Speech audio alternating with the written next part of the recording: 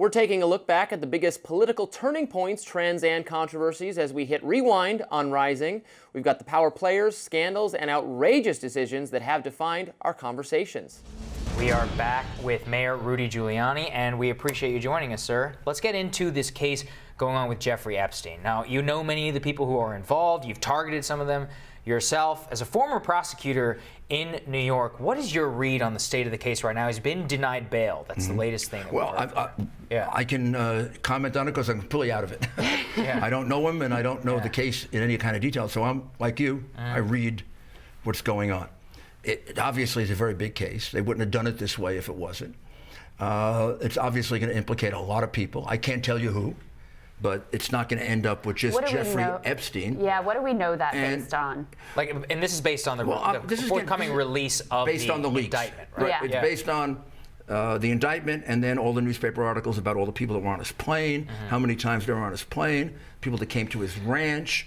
I mean, all of them are going to have to answer for, if you spent this much time with him and he was so involved with underage girls, who did you see him with? And what was he doing? And what did he tell you? And what did he say to you? And how could you have missed it? And so maybe some were innocent, maybe some weren't, but I think they're going to investigate everybody. And the prosecutor, the Southern District, which is my old office and the one that I think is the best in the country, I just get that plug in. I think they've already announced, far better for you to come forward and talk to us if you were on that plane or you went to those parties or whatever they were, and tell us what you know, rather than our ending up finding out about you another way. So, Mr. Mayor, if I represented any of these people, which I don't, I would I'd want to take advantage of that and be in that door quickly rather than later. Can they examine some of the work from the Florida District's office? So they basically, the Southern District, can they evaluate any of the crimes committed in the rest of the country now that it falls under their umbrella? Because Mr. Epstein really was a man of the whole country. I mean, he had a New Mexico property, Florida property. Given the fact that it looks like we have to presume him innocent. Sure. I know that's hard, but we have to presume him innocent. Sure. But then we also have to say it's going to be investigated. It looks like they're going to investigate this on the theory that all that can be investigated because this was continuing activity. So you can only prosecute him for the things that happened within the statute of limitations. But you could prove what happened before as the background and the history to this. So they're going to investigate the whole thing, I'm sure, and go back over the Florida case. And I don't know if it's the right judgment on the former Secretary of Labor that he incorrectly took a lower plea or not, because I don't know what he knew. He did perform one helpful thing. He got him designated as a sex offender. So that meant they could continue to look at him, continue to observe him. So I don't know if that was helpful or not. Right, but seems to have improperly concealed from some of the victims the settlement that was involved. I don't know. You used to run the city of New York. Why was it, as somebody who oversaw the system, how was it Jeffrey Epstein was allowed to not show up for his probation check-ins, sex offender check-ins in multiple districts, I think including... Should have been put in jail the first time it happened. I mean, how was the failure of the system? Somebody's going to have to look at that. I mean, you don't show up the day you're supposed to show up. You're supposed to go... The first time they revoke your bail. You'll have to explain it to a judge. Maybe the judge will give you a break the first time. Happens the second time, you go back into jail. I mean, that's the way I remember it, but, you know... Those are the good old days. We'll wait to hear the explanation there. Let me get you a little bit on presidential politics before we have to let you go. So we see, Joe Biden at the top of the pack on the Democratic side at the moment. Wobbling. And we've wobbly. Wobbly. Speak to that. I mean, do you think that he's supported it looked to me like that last debate looked like a knockout by Kamala Harris. She knocked Joe out. He got up wobbly, weak legs. He actually asked time out on it. He basically said, he said, my time's up. My time's up. It wasn't. Right. No, I did 11 presidential debates as a participant, and there was never enough time. I don't ever think I ever ceded any time back unless you've run out of answers and you think you're on the ropes. It's like asking for the round to end so you can go into your corner. I mean, she really did an unexpected major hit on him, which not only raised questions. I think the whole issue is silly. About racism. Joe's not a racist. His opposition to busing does not indicate you're a racist. Many black people oppose busing. In fact, I think it was a majority of African American parents didn't want their kids bused 6 miles across town into what was then a hostile area, just like about an equal number of white parents didn't want it. And I have no idea what the polling was at the time, but I think it was very controversial at the time. The more the issue, though, that you're getting at. Now it's become very benign, but it was extremely controversial. And many good people who turn out to be people who voted for the Civil Rights Bill and have supported affirmative action, as Joe did. Look, I don't think Joe is capable of being president. So let me put my cards on the table. Well, what do you mean by that? He's intellectually unable to be president of the United States. I don't think the guy's smart enough to be president as a basic thing. I know Joe for a long time. I also think his activities in Ukraine and China have to be seriously investigated. And it's a Democratic press that's protecting him. And they're actually going easy on him. His son walked out of China with a $1 billion investment from the government of China, from the Bank of China, when he was there negotiating for the United States of America. Do you plan on pursuing and more, caving into China? Yeah. He not only negotiated with China, he caved into China on tariffs, on the islands. He flew his son over in Air Force Two while he was negotiating with China, and I say caving into China. The son got a commitment for a $1 billion investment in his private equity fund, which he owned, by the way, with John Kerry's stepson. Right. And with Whitey Bulger's nephew. Yep. Ooh. And the press doesn't follow it up. Imagine if that were Donald Trump Jr. What about Ukraine? Are you going to be heading over to Ukraine at some point? Tell me that isn't a certain form of corruption when they don't cover it. Are you going back to Ukraine? Are you going to reschedule that trip? I could. I like the Ukraine. I like the Ukraine. I think the Ukraine is a great country. I think it is riddled with corruption. Do you think that Biden's a similar candidate to Hillary Clinton? You made the case against her that she was corrupt. There were rumors that were positive. He got the case canned on his son. He got the prosecutor fired, and they dropped the case on his son. And he used a $1.2 billion loan guarantee as a bribe to do that. At least those are the allegations. Again, he's presumed innocent. But somebody's got to investigate that. You can't just let him sail by. The Bidens made millions off Joe's public service. Come on. The son of the guy negotiating for us is getting $1 billion investment from a government that's on the other side of the negotiations.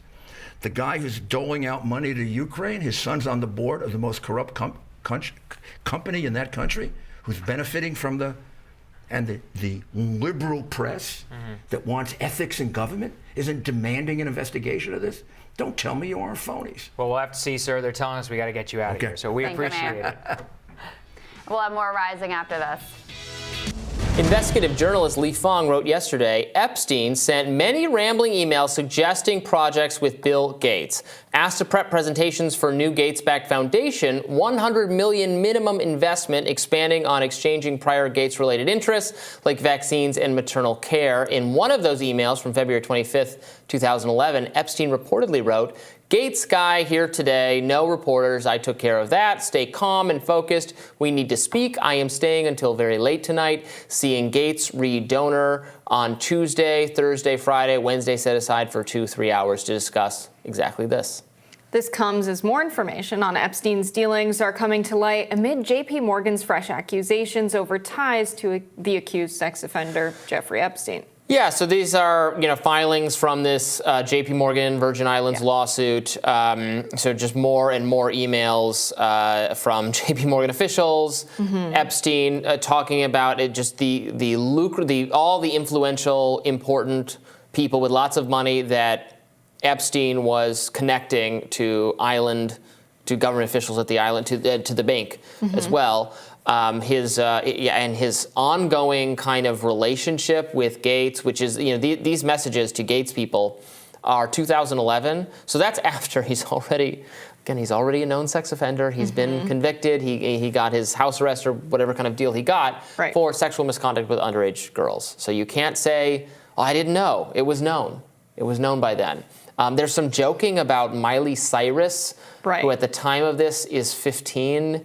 She's a Disney star at the time. So that's a clear inclination of an awareness of exactly the kind of thing Epstein goes for. It's disgusting. Yeah. I think very disgusting. it's a bit of a lens into what the world is like for bankers in America at the very high level. The emails that Li Fong posted to Twitter, you have one from a Mary Erdoes at jpmorgan.com official email to an unknown person saying, obviously they're at a party. This is, really late at night. The first email is about 8:30. This has turned into a cheesy broker fest. Totally not cool. The only cool people here are at Glenn's table, same as bat mitzvah. So maybe they've known each other for some time. The response is at 1:20 a.m. Epstein there with Miley Cyrus. And so this is like official JP Morgan emails where this exchange is happening. Was Epstein actually there with Miley Cyrus? We don't know. But the fact that they made the joke shows that these bankers on their JP Morgan emails are comfortable joking about the billionaire being out with young girls. They were comfortable joking about a lot of really sketchy stuff. We've read these emails in the past talking about who's your favorite Disney princess. It suggests a deep familiarity with the kind of bad and illegal stuff that Jeffrey Epstein was interested in and had already been convicted for,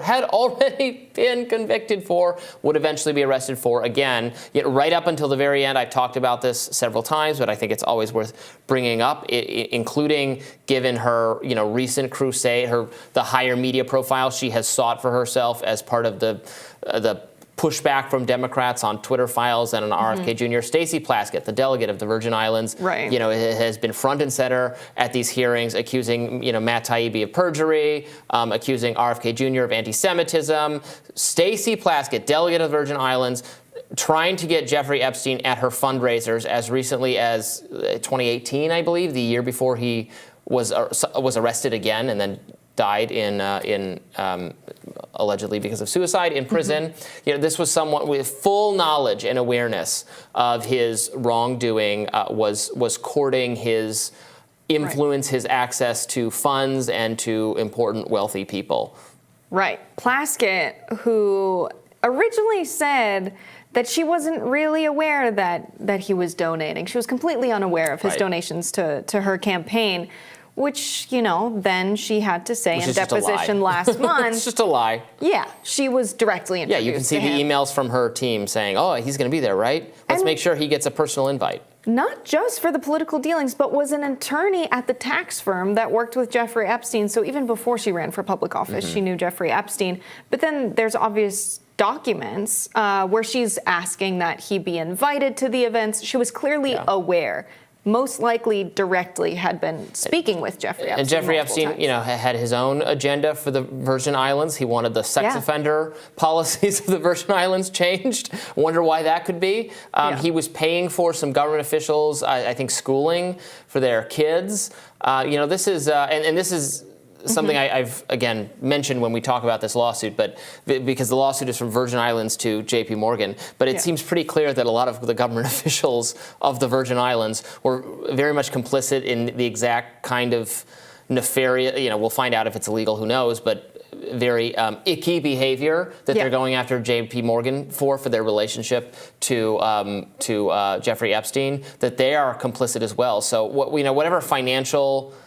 whatever they recoup from JP Morgan as a result of this lawsuit, if this is just, going to build a nicer, governor's mansion or something or whatever it is in the Virgin Islands, that'll be pretty ridiculous because they're all over this too. So it is the victims of Jeffrey Epstein who need to be made whole again, not powerful people who were well aware of this pattern of abuse for 15 years. Or maybe, do the job of passing some anti-corruption legislation.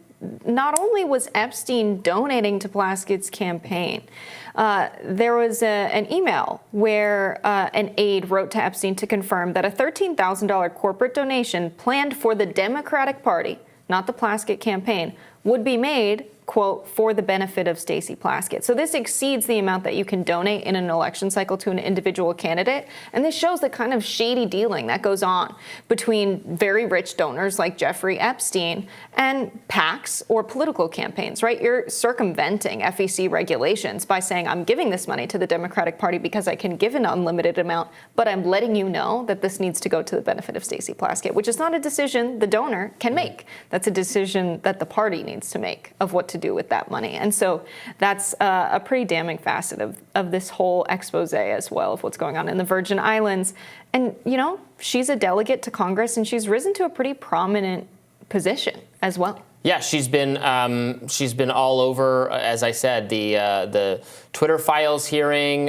She grilled Taibbi and Schellenberger. She accused Taibbi of making up, of getting things wrong, and it way overplayed her hand there. And then at this RFK Jr. hearing last week, she was one of the people saying things that I don't think. That I think are exaggerations and mischaracterizations of what RFK Jr. said. She's positioning herself as very much part of the Democratic, establishment, pushing back on people who are questioning government abuse related to social media and speech and all sorts of other things. But she has, some things to be looked at for. Yeah, podcaster Joe Rogan actually suggested that Bill Clinton was blackmailed by Jeffrey Epstein, who hung up a painting of Clinton in his home. Let's watch this. Why do you think Epstein had that giant painting of Bill Clinton in a dress in his foyer? Dude. Do you know that picture? Yeah. That painting? Epstein's taste in art was not great. Like, if you look at the shit... No, that was great. That painting is like, I got you, bitch. That's what that is. Oh, right. You got... I'm going to see if I can put the painting up on screen.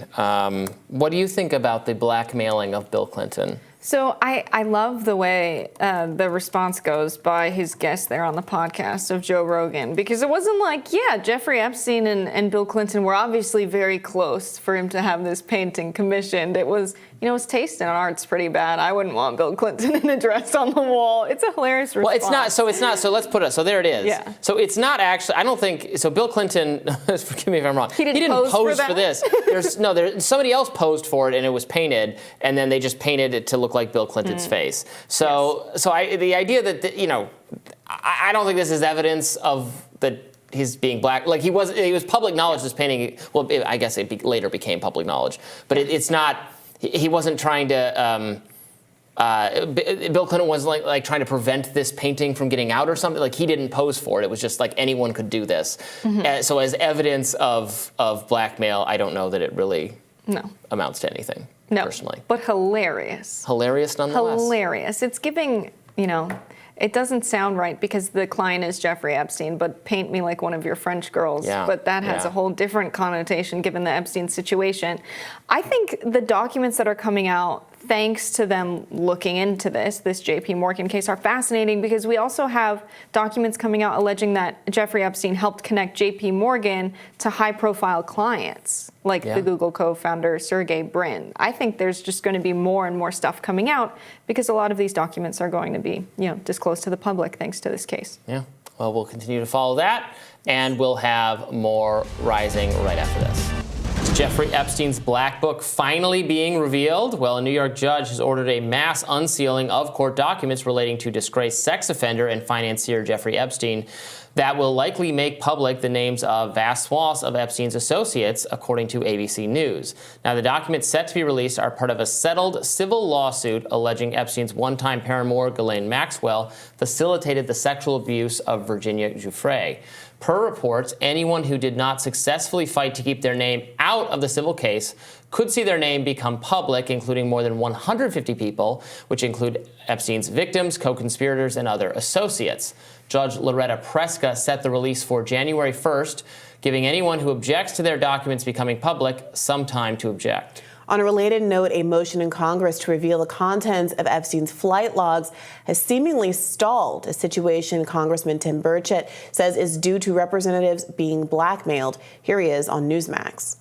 And too many of my colleagues, I'm afraid, are compromised in this area for whatever reason. Somebody just whispered in their ear, said, hey, you don't want something to come out on something else. You better keep your mouth shut on this. And that's exactly what they've done. And it continues to go, whether it's the honeypot that the Russians used to use or something worse. I don't know. But it's clearly, you see that up and down the line. You see good conservatives vote for liberal policies. And I mean, as with everything else, those are some tall accusations. Which of your colleagues have been told told not to speak up on Jeffrey Epstein-related matters because someone's whispering in their ear. When you say, Talk. Along with everything else, are you alluding to the UFO stories? Yes. Which he's also a center? Yes. I mean, I like Tim Burchett, and I'm glad he is fighting for accountability on these issues. It's just sometimes we use the royal insinuation that doesn't get you very far. So, in this case, this is good that it's happening. People have a lot of questions about the Epstein files and why we don't know more about who was involved. They will be redacting, keeping out some of the names for good reason. So victims of Jeffrey Epstein who have not publicly come forward or who were underage, I think there is healthy reason not to publicize their names, particularly if they object to it. Possibly even if they don't say anything at all, and they were underage at the time, they're victims of sex crimes. It's general practice not to release information on those people. The media doesn't provide names of those people, even if it is known. Even if you have a police report that names the person, you're not in the media. You don't if they're under 18 or 16. That's not illegal. That's just common journalistic standard practice. So I can see the argument for it. I think what we're going to get is the names of people. We're going to get names of people who provided testimony or who were involved in the proceedings, who are maybe witnesses or associates, which doesn't necessarily mean that they had anything to do with underlying criminal behavior or wrongdoing. What a lot of people who are passionate about the Jeffrey Epstein story and I mean, correctly outraged about the wild, far-reaching abuse of underage women for decades that went on under his abusive behavior and his ability to remain in polite society for a long time, to hobnob with wealthy political people on both sides of the political spectrum, with moneyed elites. The implication, the suggestion is always that there's that black book. There are other rich and powerful, famous people who took advantages of the services that Ghislaine Maxwell and Jeffrey Epstein were providing. Obviously, there was the accusation against a member of the royal family, Prince Andrew.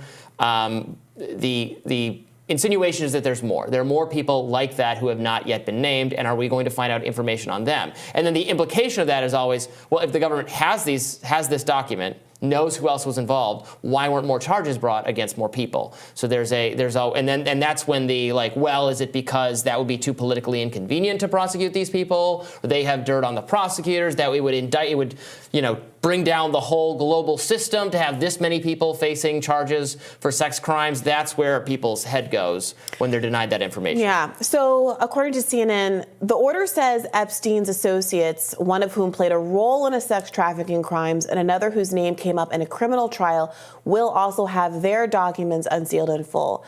So there will at least be some people who aren't just accused of having associations with Epstein, but were specifically alleged to have been in a conspiracy along with Epstein to commit these kinds of sex crimes. But I do think that you're right when there's an allusion to the black book and the black book being unsealed. The implication is that we're going to get a list of people who also exploited young girls, not just people, I don't mean to minimize it, but not just people who had social associations with Jeffrey Epstein. So, New York Magazine put out an article in anticipation of this news coming out, making a list of people who were revealed as Epstein associates during the last trove of the last unsealing moment. And, there are people who have had social relationships with him. We've been talking about RFK Jr., who was recently questioned about flying on Epstein's plane, which he acknowledged and admitted to having done it on a couple of occasions. There's people like Vera Wang and Naomi Campbell who are believed to have been used by Jeffrey Epstein as inducements to get young girls who were interested in entering modeling or the fashion industry to come in closer association with him, dangling his high-profile celebrity friends.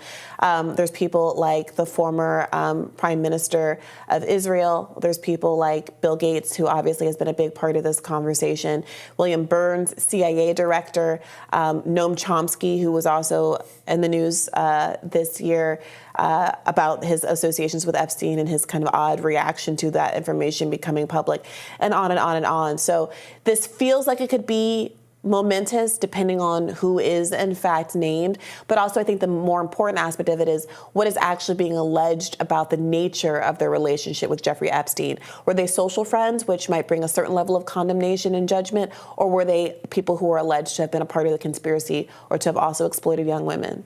And also, at what point were they social friends? That's what matters substantially for me, because this was a wealthy, well-connected person who was going to a lot of social events. Like, did you if you met him at a party in the 90s, that is frankly very different than after he was prosecuted for sex crimes against children, convicted, put under house arrest, and then later there's emails or your secretary has emails with him where you're so happy to be able to see him at his island next summer, like in the late aughts or the 20 teens. That is disgusting. Well, right. Well, so all of these people that I just named, that's from the trove of documents that was taken from thousands of emails and private schedules dating from 2013 to 2017. Yeah, so after the initial conviction. So, for example, Naomi Campbell gave a statement saying that she deeply regrets having had to make contact with Epstein